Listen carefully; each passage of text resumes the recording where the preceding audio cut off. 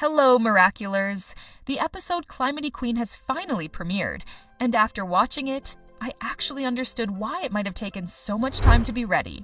Just like any other Season 6 episode, this one was also very enjoyable. I really liked Aurora's outfit in her akumatized form, and we have 2 new characters in the series. If you're interested, keep watching this video and see my reviews on the episode. Let's go! 1. Sublime and Adrian meeting. One of the biggest plot holes in Season 6 was the question mark about the meeting between Adrian and Sublime for the first time. At the beginning of the 3rd episode, we were directly introduced to her, without any story developed to explain how she and Adrian started running together.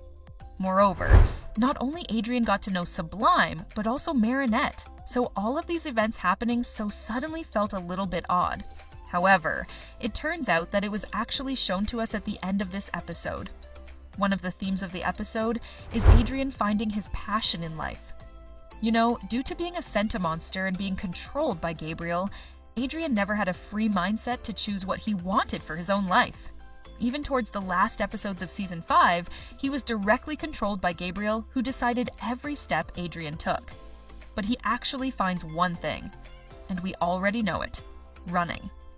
After he spends time with Marinette, we see him return to his mansion. But this time, he doesn't go inside. Instead, he keeps walking.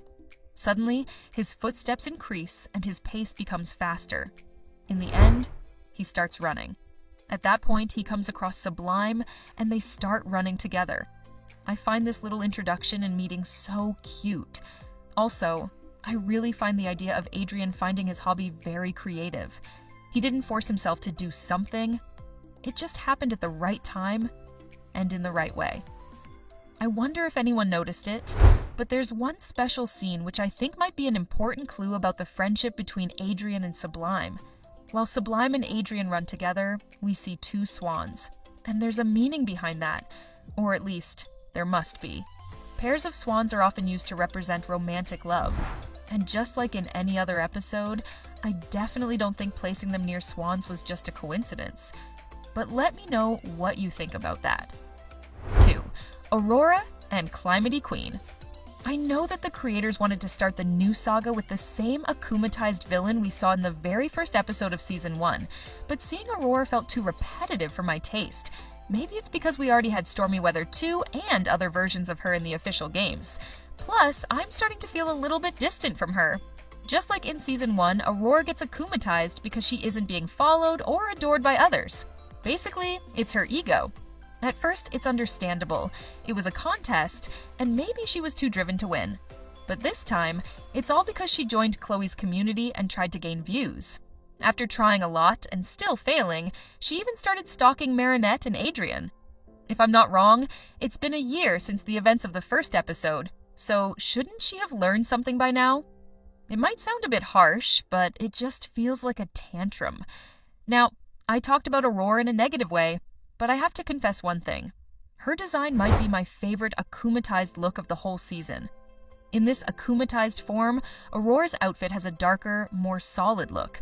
Mostly black with glowing violet lightning patterns running across her body. Her pigtails are more stylized, and she still flies on a broom. If you ask me, this look gives her a slightly witch-like or dark fairy aesthetic, which is new compared to her previous versions. Also, the lightning crown effect was on point. It looks totally iconic. 3. Chloe's appearance. In the beginning scene of the episode, we're greeted by Chloe, and we actually learn that she created her own community on social media. It's the first time we see her since she left Paris in the episode Revolution, and she seems to be enjoying her time in London. At least, that's how it looks. In the previously released episodes, we had already seen how her outfit looked from the top, but I guess this is the first time we also get to see her bottom piece. In this new outfit, Chloe's design clearly and overwhelmingly reflects her attachment to the Queen Bee identity, even though she no longer holds the bee Miraculous. Her suit is entirely patterned with hexagonal shapes, which mimic honeycomb cells, directly referencing bees and their environment. These patterns cover both her blazer and skirt. She also wears a gold bee necklace. Now it feels like she's obsessed with her previous role and doesn't want to accept that no one cares about her anymore. Furthermore, on her platform, she clearly states that she doesn't want anything to do with Rena, Carapace, or Ladybug. She really must hate them severely. Seeing Chloe in multiple episodes, I think she might return to Paris in Season 6, but I'd love to hear what you think about that. 4. The new function of the Miraculous.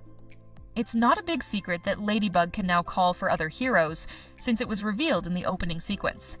But if Climati-Queen is the first episode not only numerically, but also chronologically, it means this is the first time we actually see Ladybug using that function. The animators, knowing that this would be our first time seeing the scene, animated it with a proper camera angle, making sure it was clearly visible. Later, we see her calling for Max, who is Pegasus, to help them travel to the Eiffel Tower and stop Aurora's plans. Honestly, seeing Max being chosen again and again makes the situation a bit boring. But since the horse Miraculous is a very important one, it's likely that we'll see Pegasus more often. As you know, in the episode Daddy Cop, Sabrina called for Pegasus to use his portal power, and the plan worked very well. Still, I'd like to see other heroes show up individually, and I hope they return soon. Actually, there's something important about Max. Just like Sabrina, Max now has his own transformation sequence in the new animation style. The movements are very similar, but the animators seem to have added a part where Max repeats the movements shown in the corner of the video, as if he were playing a console dance game. 5. New characters. In this episode, we also meet new characters, Aglé and Diane. Aglé is a very sweet and supportive student who attends the same school as Marinette and Adrian. She's also Aurora's friend. I really liked her personality. Her appearance and style immediately set her apart from the rest of the class. She wears a long, oversized hoodie in shades of purple with a unique drip-like pattern. Her hair is also pretty distinct, black with a white-purple streak tied in a side braid. At first I thought she was Juleka 2.0, but she seems much more cheerful than her. The next girl is Diane. She's also very sweet and warm. She felt sorry when she had to announce to Aurora that she had won the contest Aurora was trying to win, which shows she definitely has empathy. Her design is instantly recognizable thanks to the strong and consistent clover motif in both her outfit and accessories, which might hint at her personality or future role. Diane wears bright green flared pants patterned with large four-leaf clovers, symbols often associated with luck and positivity. Her sleeveless top has a cutout clover at the chest, and her long sleeves are separate with colors blending from orange to yellow and pink. Even her phone case continues the clover theme, showing how central this symbol is to her look. Her hair is styled into 2 high buns with pink braids, decorated with green and white beads, and her earrings are shaped like four-leaf clovers too. Considering her look, I think Diane has a strong sense of self and optimism. I really liked the new characters. I don't know why, but I always feel happy when new characters join the series. I'm sure they'll become part of our main crew, and I definitely love to see more of them. And that's where my video ends.